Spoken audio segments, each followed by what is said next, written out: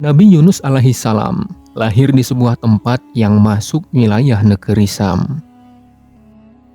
Beliau berasal dari Bani Benyamin, salah satu di antara 12 suku Israel, keturunan Benyamin, putra Nabi Yakub alaihissalam. Nabi Yunus diutus oleh Allah Subhanahu wa Ta'ala untuk berdakwah kepada bangsa Assyria, Ninawa, sebuah wilayah yang saat ini diperkirakan berada di Irak.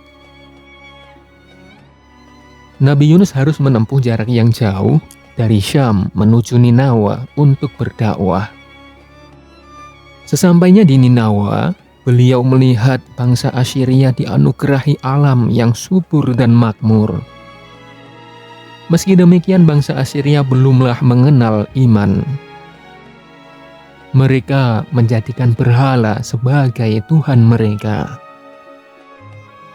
Bangsa Assyria Ninawa sering mengadakan ritual untuk pemujaan terhadap berhala-berhala tersebut. Di tengah kondisi ini, datanglah sosok Nabi Yunus untuk mengajarkan iman, memperkenalkan kepada mereka. Misi Nabi Yunus ini akhirnya mendapatkan penolakan yang keras dari bangsa Assyria. Nabi Yunus dianggap sebagai pendatang yang mengaku-ngaku sebagai seorang rasul. Bangsa Assyria tidak percaya dengan Nabi Yunus.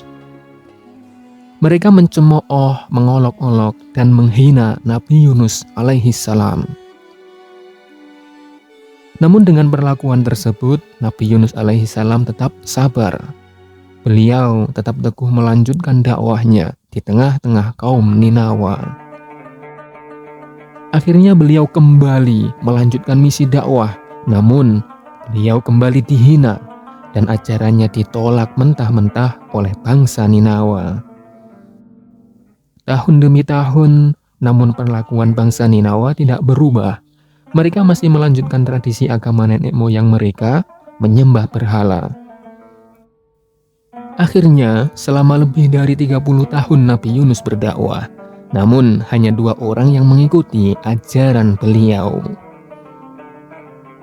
Melihat kaum Ninawa tidak pernah berubah, Nabi Yunus akhirnya kecewa.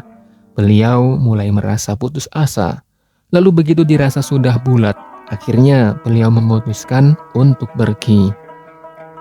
Sehingga ia meninggalkan kaumnya tersebut dengan rasa kecewa. Sebelum pergi, Nabi Yunus sempat menyampaikan suatu hal kepada mereka, yakni akan datangnya azab dari Allah Subhanahu wa Ta'ala. Nabi Yunus berjalan ke arah lautan. Sesampainya di sebuah pantai, beliau melihat ada kapal yang penuh dengan muatan. Beliau pun meminta izin kepada sang nahkoda untuk dapat menumpang kapalnya. Meski ia tahu bahwa kapalnya tersebut sudah kelebihan muatan, nahkoda tersebut akhirnya tetap memberikan izin kepada Nabi Yunus untuk naik, turut serta dalam perjalanan mereka. Akhirnya berlayarlah mereka ke tengah laut. Tiba-tiba di tengah laut datanglah badai yang luar biasa hebat. Hujan, angin, dan gelombang tinggi menambah suasana gelap malam kian mencekam. Kapal itu pun tidak bisa bergerak, baik maju ataupun mundur.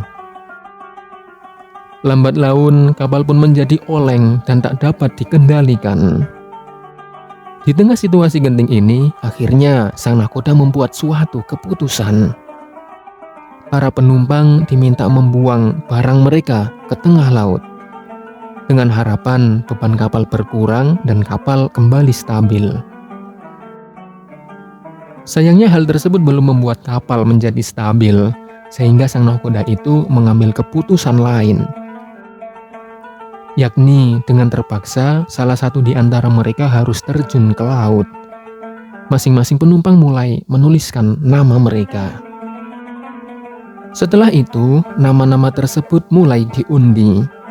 Setelah diundi, ternyata nama yang keluar adalah nama Nabi Yunus. Karena tahu Nabi Yunus adalah orang yang mulia, nahkoda kapal itu memutuskan untuk melakukan pengundian ulang. Setelah diundi untuk kedua kalinya, ternyata nama yang keluar adalah masih nama Nabi Yunus. Nakoda kapal pun merasa hal itu mungkin sebuah kebetulan. Akhirnya ia memutuskan agar dilakukan pengundian ulang untuk ketiga kalinya. Ternyata nama yang masih keluar adalah nama Nabi Yunus alaihissalam. Nabi Yunus akhirnya merelakan diri, berserah akan takdirnya ini. Kemudian Nabi Yunus alaihissalam menceburkan dirinya ke laut. Belum sampai tubuh tersentuh air, tiba-tiba datanglah seekor ikan raksasa.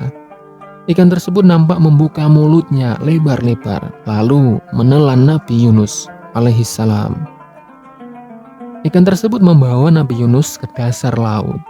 Di dasar laut, beliau mengalami 3 lapis kegelapan.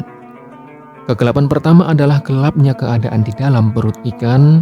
Kegelapan kedua adalah gelapnya dasar lautan. Dan kegelapan ketiga adalah gelapnya suasana saat malam hari. Nabi Yunus dalam situasi ini terus meresapi dan bermuhasabah. Beliau akhirnya melafalkan kalimat-kalimat tasbih. La ilaha illa anta subhanaka inni kuntu minadh dhalimin. Tiadalah Tuhan melainkan Engkau, Maha Suci Engkau, sungguh aku termasuk orang-orang yang dolim. I'tiraf, pengakuan Nabi Yunus dalam tasbihnya ini menggetarkan samudera. Seluruh makhluk lautan akhirnya ikut larut dalam tasbihnya ini. Dan saat itulah Allah menyelamatkan Nabi Yunus. Ikan raksasa itu membawa Nabi Yunus ke permukaan air dan kemudian menghempaskan beliau ke sebuah pesisir tandus. Rupanya karena beberapa waktu berada dalam pencernaan ikan tersebut membuat fisik Nabi Yunus melemah, sakit, dan kulit beliau melepuh. Lalu Allah Subhanahu wa Ta'ala dengan keagungannya menemukan sebuah tanaman dari jenis labu. Ketika Nabi Yunus memakannya, tiba-tiba sakitnya hilang seketika dan kulit beliau kembali pulih. Sementara itu di sisi yang lain, adab Allah kepada bangsa Assyria di Ninawa sudahlah siap. Awan gelap mulai mengepung dan menutupi langit negeri Ninawa. Petir menyambar bersahut-sahutan, hujan dan angin memporak-porandakan bangunan. Di tengah situasi itu, bangsa Ninawa pun tersadar dan akhirnya mereka melakukan taubat serta bertasbih menyebut nama Allah Subhanahu wa Ta'ala. Mereka menyesali sikap mereka yang membuat Nabi Yunus kecewa dan akhirnya pergi. Mereka pun mulai mencari Nabi Yunus ke segala penjuru. Setelah mencari ke segala arah, mereka tak kunjung menemukan beliau. Akhirnya mereka pun bersimpuh memohon ampun kepada Allah atas dosa dan kesalahan mereka. Melihat kesungguhan bangsa Ninawa, Allah Subhanahu wa Ta'ala pun menghentikan azabnya. Ketika awan gelap berangsur hilang, lalu kemudian benar-benar lenyap tak tersisakan, akhirnya Nabi Yunus datang. Dari kejauhan beliau memasuki kota dan disambut dengan iman oleh penduduk Ninawa. Penduduk Ninawa kemudian membuka hati, menerima Allah sebagai Tuhan mereka di hadapan Nabi Yunus alaihissalam. Setelah itu mereka hidup dengan damai dan penuh kenikmatan. Ya, para sahabat Green Oceana, demikianlah kisah Nabi Yunus alaihissalam yang penulis himpun dan sajikan khusus untuk para sahabat. Sahabat dapat membaca kisah ini di dalam Al-Quran surat As-Saffat surat ke-37 ayat 139 sampai 148. Wallahu a'lam bishawab. Wassalamualaikum warahmatullahi wabarakatuh.